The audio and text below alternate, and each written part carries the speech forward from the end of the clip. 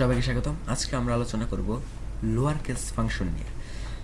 তো convert string as space separate words two lower case, return the lower case string.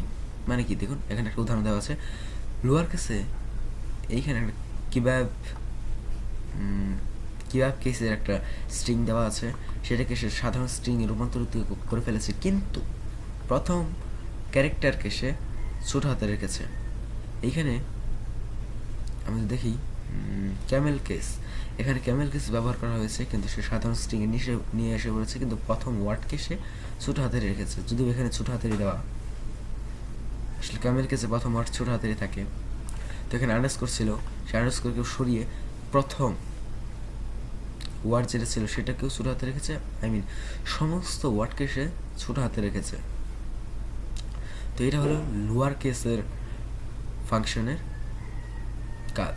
তো এটা আমি আর code করে দেখালাম না, এটা খুবই সোজা, সেজন্য তো আজকের এই পর্যন্তই।